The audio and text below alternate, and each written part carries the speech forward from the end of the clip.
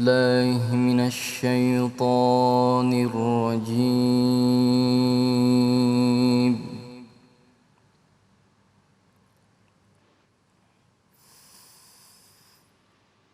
بسم الله الرحمن الرحيم.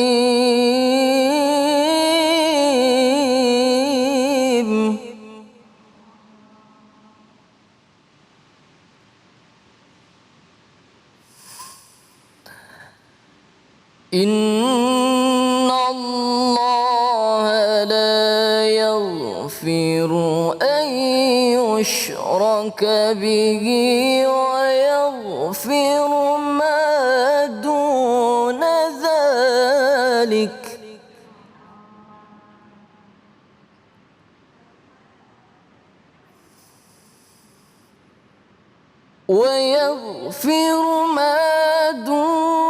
ذلك لمن يشاء.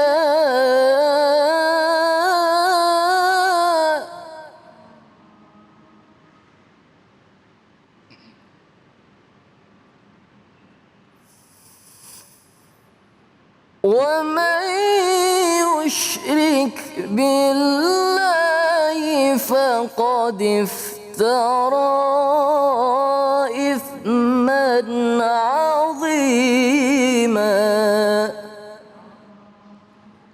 ومن يشرك بالله فقد افترى إثما عظيما. صدق الله العظيم.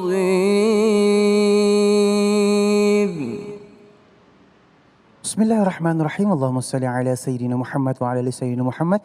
Assalamualaikum warahmatullahi wabarakatuh.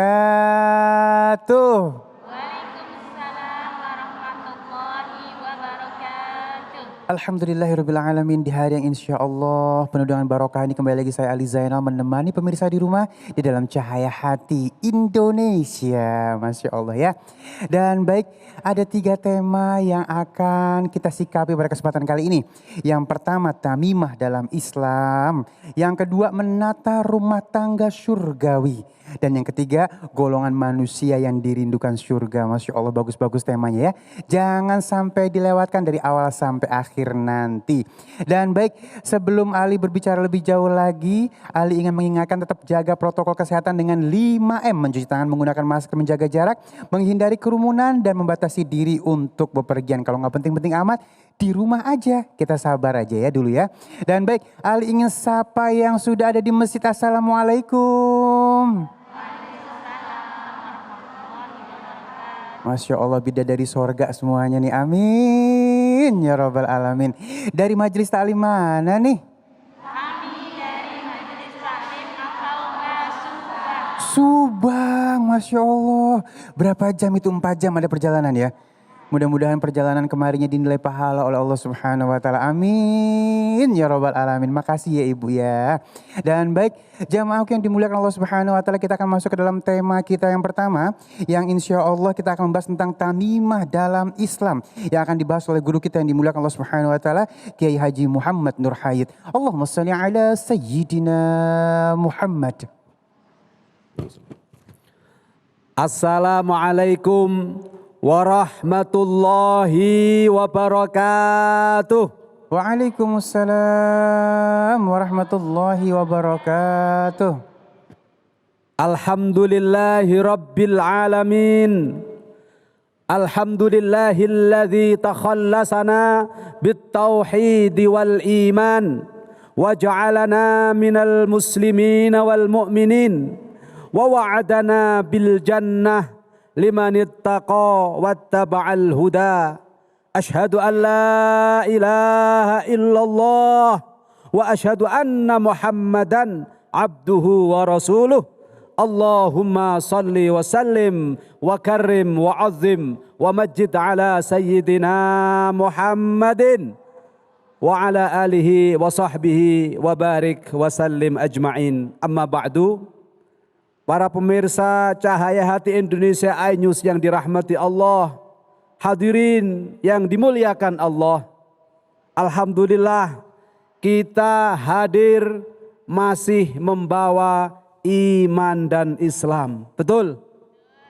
Kita hidup masih dibekali takwa dan keikhlasan. Betul? Maka mari kita syukuri. Sebab keimanan, keikhlasan, ketakwaan adalah harta yang sangat berharga yang tidak bisa ditukar oleh apapun. Kalau ada orang ingin menukar diri kita dengan jabatan, dengan harta yang banyak, dengan suami yang ganteng, dengan istri yang cantik, tetapi harus mengorbankan keimanan. Kira-kira ibu-ibu, para pemirsa mau apa enggak? Mau apa enggak? Tegas harus dijawab tidak mau. Nah, oleh karena itu pastikan dalam setiap hembusan nafas kita jangan ada potensi syirik yang menyeruak ke dalam diri kita. Apa itu potensi-potensi syirik yang mungkin akan menghancurkan keimanan dan ketakwaan kita? Allah Subhanahu wa taala berfirman dalam surat An-Nisa yang tadi dibacakan oleh qori kita dengan sangat indah dan merdu. A'udzu billahi minasyaitonir rajim. Bismillahirrahmanirrahim. Inna Allah la yaghfiru an yushraka bihi wa yaghfiru ma duna dzalik. Al-ayah. Sesungguhnya Allah tidak akan mengampuni orang-orang yang menyekutukan Allah. Orang-orang yang menduakan Allah. Orang-orang yang percaya ada kekuatan lain selain Allah. Tegas dalam surat An-Nisa ini Allah sangat mengecam orang-orang yang mempercayai ada kekuatan sebesar apapun atau sekecil apapun selain Allah.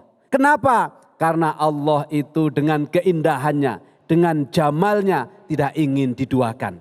Sebagaimana ibu-ibu ingin gak diduakan oleh suami-suaminya? Jawab yang keras. Kalau gak jawab nanti pulang suaminya sama yang lain. Na'udzubillahi min. Ibu saja tidak mau diduakan, apalagi Allah Subhanahu wa ta'ala yang menciptakan langit dan bumi, yang memberikan kenikmatan tiada terkira setiap saat kepada kita, walaupun kadang kita masih sering bermaksiat. Betul apa enggak?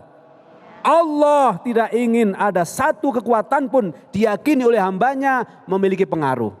Oleh karena itu hati-hati dengan tawaran orang-orang yang datang ke rumah kita. Bu,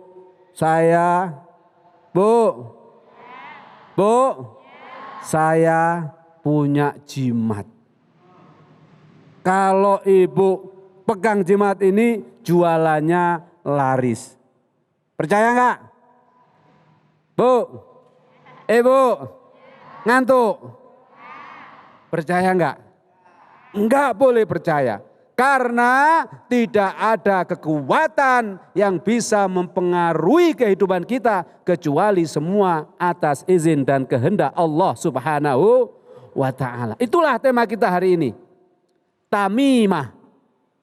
Apa? Tamimah. Ulangi. Tamimah, bukan namimah. Yang pertama itu namimah yang sering kita dengar. Adu domba. Tapi tema kali ini bukan namimah tapi tamimah. Dalam bahasa Arab tamimah itu maknanya jimat. Maknanya sesuatu yang diyakini memiliki kekuatan. Kalau orang bawa sesuatu itu seolah-olah dia sudah memiliki nasibnya sendiri. Paham ya Bu? Tamimah adalah bentuk dari sesuatu yang sangat berbahaya atas keimanan kita. Kalau tidak kita sikapi dengan hati-hati. Maka dalam satu riwayat disebutkan Rasulullah Shallallahu Alaihi Wasallam bersabda, "Man ta'allaqa, barang siapa yang bergantung dengan apa? Bitamimati, dengan jimat, dengan sesuatu yang diyakini memiliki kekuatan. Fala atammallahu lahu, maka Allah tidak akan memberikan efek apa-apa kepada orang-orang yang demikian. Lalu kalau kita dapati orang-orang yang memiliki jimat tapi ternyata memang ampuh, ternyata memang kuat, ternyata memang hebat, bagaimana cara kita memahaminya? Ibu, pernah nggak lihat orang jualan soto, jualan pecel, laris, sementara tetangganya sama sekali nggak ada yang beli? Pernah lihat nggak? Para pemirsa iNews dimanapun berada pasti juga pernah mendengar atau menyaksikan toko-toko yang laris, kemudian sebelahnya sepi. Betul apa enggak? Ketika kita lihat mereka ternyata juga nggak sholat, ternyata tidak beriman kepada Allah, tidak bertakwa. Kenapa laris? Akhirnya ada teman kita nanya, gimana sih caranya tokonya kok laris? Dia bilang, saya punya jimat. Terus nyari jimatnya di mana? Ke sana, di atas Gunung Lawu ada Mbak Gembel. Ada Mbak siapa? Gembel. Akhirnya orang yang punya toko, yang tokonya sepi, kalau tidak punya iman, berangkat apa enggak ke Gunung Lawu? Berangkat apa enggak? Berangkat. Na'udzubillahi min dzalik. Kenapa? Karena ancaman keimanannya sudah di depan mata. Maka kita sebagai orang-orang yang beriman harus mengingatkan. Harus mengingatkan. Jangan sampai percaya siapapun yang datang, mau pakai surban, mau pakai jubah, mau jenggotnya sepanjang kaki, kalau dia menawarkan sesuatu yang akhirnya membuat keimanan kita goyah bahwa ada kekuatan lain selain Allah, jangan pernah diterima. Kenapa? Karena kalau sekali saja kita percaya, iman kita akan dicopot oleh Allah dan kita akan digolongkan sebagai orang-orang yang menyekutukan Allah, orang-orang yang musyrik. Itu ada dalam satu riwayat yang disampaikan oleh Rasulullah Shallallahu Alaihi Wasallam. Barang siapa yang percaya dengan tamimah, maka dia adalah syirik. Na'udzubillahi min dzalik. Nah, sekarang pertanyaannya, bagaimana kalau orang-orang yang memegang tamimah? Apakah itu cincin? Ada enggak yang punya cincin lalu kemudian dia merasa dengan cincinnya enggak makan bacok? Tahu enggak makan bacok? Biasanya makan itu kan bakso. Nah, ini bacok enggak dimakan. Ya. Akhirnya dia petentang ke sana kemari karena merasa disabet dengan senjata tajam pun tidak akan berpengaruh. Banyak enggak Bu yang begini? Na'udzubillahi min dzalik. Kalau dia percaya bahwa cincinnya yang memberi kekuatan, maka dia sudah tergelincir ke dalam kemusyrikan. Hati-hati kalau ibu-ibu, bapak-bapak, para pemirsa iNews dimanapun berada yang punya teman, sahabat yang meyakini bahwa ada barang-barang tertentu, hal-hal tertentu yang bisa menjadikan keselamatan untuk dirinya. Hal-hal tertentu yang bisa membuat kesuksesan bagi dirinya. Jauhi orang-orang ini sebelum Bapak Ibu sekalian terpengaruh. Karena apa? Resikonya, taruhannya adalah keimanan dan ketakwaan kita. Jelas ya? Nah, kalau orang itu memiliki jimat tapi masih rajin sholat, bagaimana Pak Kiai? Hati-hati. Orang yang betul-betul memahami Islam akan tahu persis bahwa tidak boleh dicampur adukkan antara yang hak dan yang batil. Betul apa enggak? Tidak boleh dicampur adukkan antara yang benar dan yang salah. Wa qul ja'al haqqu wa zahaqal batil innal batila kana zahuqa. Jelas firman Allah. Nah, kalau orang masih rajin sholat, bahkan rajin wiritan, tapi masih percaya dengan yang namanya tamimah atau jimat-jimat, mari kita ajak dia untuk merenungkan firman Allah yang sering kita baca, yaitu ayat kursi. Wa ilahukum ilahu wahid. La ilaha illa huwar rahmanur rahim. Allahu la ilaha illa huwal hayyul qayyum. La ta'khudhuhu sinatun wa la naum. Lahu ma fis samawati wa ma fil ard. Man dhal ladzi yashfa'u 'indahu illa bi'idhnihi. يعلم ما بين أيديهم وما خلفهم ولا يحيطون بشيء من علمه إلا بما شاء وسع كرسيه السماوات والأرض ولا يؤوده حفظهما وهو العلي العظيم.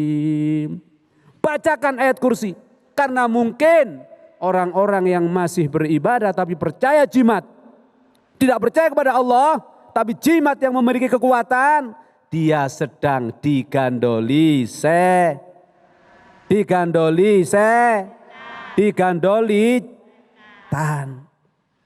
Hati-hati. Kenapa? Karena setan itu sangat gampang menggelincirkan kita. Nah, bagaimana agar kita terlepas dari gandolan setan?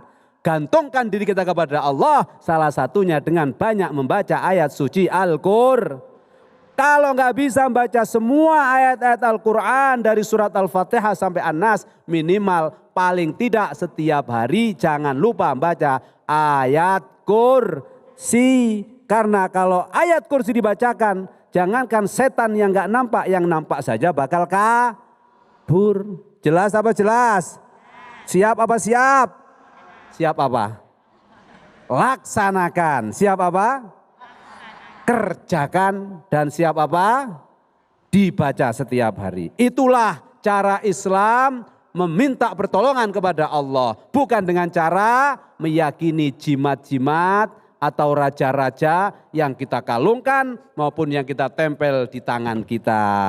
Semoga Allah menyelamatkan kita dari berbagai macam godaan kesyirikan, godaan kemurtadan, dan godaan kemunafikan serta kemaksiatan. Amin. Allahumma amin ya rabbal alamin. Baik, terima kasih guruku yang dimuliakan Allah Subhanahu wa taala, Kiai Haji Muhammad Nur Hayyid, Masya Allah ya.